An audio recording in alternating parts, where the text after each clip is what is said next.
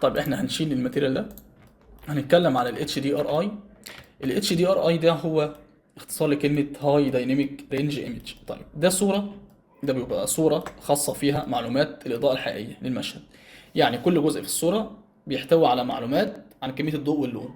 لما نحط ال HDRI في الورلد لايت، المشهد كله بينور بشكل واقعي، زي لو انت مثلا واقف في المكان نفسه اللي اتصورت فيه، يحاكي الإضاءة نفسها اللي موجودة في المكان. طب احنا ليه بنستخدم ال HDRI؟ لانه بيعمل اضاءه طبيعيه مباشره وغير مباشره، يعني بيدي انعكاسات واقعيه على الماتيريال بتبقى مناسبه جدا للسين بتاعك او المشهد بتاعك، وبيختصر عليك اضاءات كتير او سيت اب اضاءات كتير. يعني ممكن تحط يعني اضاءه HDRI تظبط المشهد كله من غير ما تحط اي اضاءه اساسا. ف بنحطها ازاي او بنجيب ال HDRI دي ازاي؟ احنا عندنا موقع بولي هيفن موجود اهو، ممكن تخش عليه وتخش على ال HDRI وتنزل تحت بتختار البيئه اللي انت عايز تحكي فيها المشهد. يعني انت مثلا لو انت بتصور مشهد بره خارجي زي كده، بتختار حاجه مثلا فيها زراعه، يعني انت مثلا بتصور في الزراعه، فانت في الزراعه. حته مثلا وقت الغروب بتحكي الغروب، بتختار الغروب يعني زي ما انت عايز. طبعا في الاف الاضاءات هنا. بتنزل اضاءه عادي، بتعمل لها داونلود، تخش على الاضاءه نفسها، تختار اي حاجه بتعمل داونلود ليها، وتيجي جوه بلندر، وتيجي هنا جوه بلندر بتيجي تعمل، تخش على الورلد وتيجي هنا على الكلر وتختار انفايرمنت تكتشر. اول ما تختارها هتلاقي المشهد كله بقى لونه نفس اللون الوردي ده، وتيجي هنا تعمل اوبن.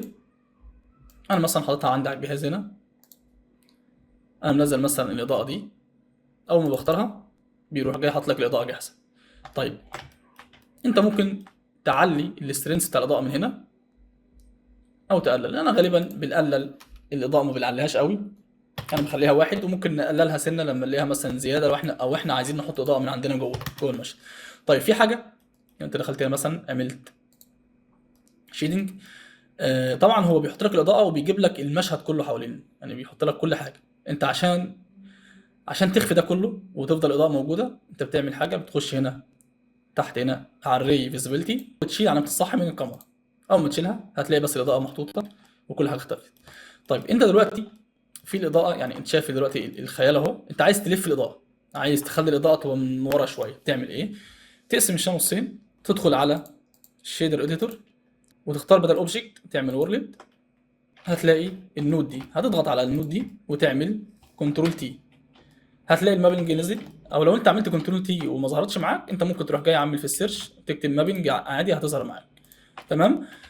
فهتيجي هنا في روتيشن، انت عايز مثلا الاضاءه تلف معاك، خليك باصص على الكاميرا هنا، وتيجي هنا العمودي وتعمل تلف، هتلاقي الاضاءه بتلف معاك، سواء لفتها في اتجاه الزد او اتجاه الواي او اتجاه الاكس، بتلف معاك في كل الاتجاهات، فتقدر تتحكم في زاويه الاضاءه بتاعتك. ف ال HDRI ده مش مجرد صورة خلفية بتحطها، لا ده هو بيبقى مصدر ضوء كامل، يعني بيخلي المشهد بتاعك واقعي وعميق بدون ما تضيف أضواء كتير. يعني ممكن تحط إضاءة واحدة تظبط لك المشهد بالكامل يعني.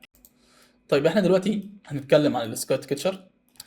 يعني ايه سكاي كيتشر؟ سكاي كيتشر ده اعداد في بلندر في الورلد شيدر، بيعمل سماء اصطناعيه للمشهد، بيحاكي شمس النهار والغروب والسماء الزرقاء حتى الغيوم احيانا. يعني الفرق بينه وبين اتش دي ار اي انه هو مش صوره حقيقيه، ده محاكاه برمجيه للسماء، يعني حاجه جوه بلندر، يعني بيديك تحكم اكبر ومرونه اعلى في الاضاءه. ليه اصلا استخدم السكاي كيتشر؟ يعني هو مناسب للمشاهد الخارجيه اللي هي بتبقى اوت دور. يعني لو انت مثلا بتعمل مشهد في اف اكس، ضروري جدا تستخدم السكاي كيتشر، او يعني المعظم بيستخدم السكاي كيتشر.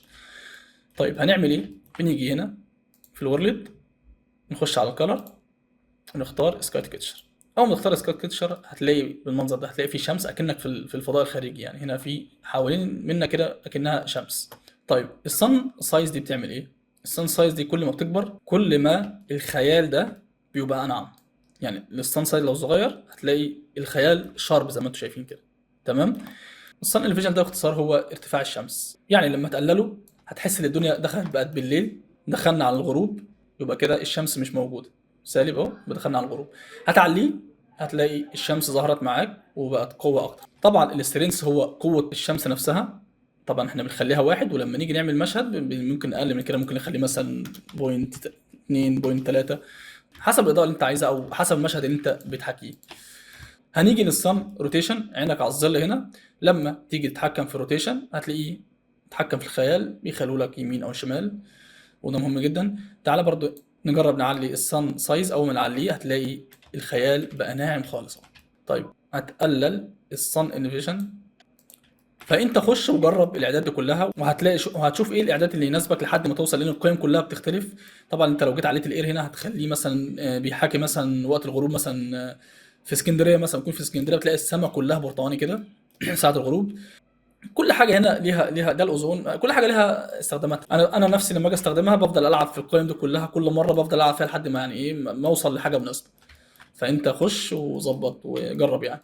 دلوقتي بعد ما شفنا كل انواع الاضاءه في بلندر، البوينت لايت والسان لايت والسبوت لايت والاريا لايت والمش لايت والورلد لايت، وسواء الاتش دي ار اي او السكاي كيتشر، بقيت قادر تتحكم في كل مشهد، اللون والضلال حتى الانعكاسات.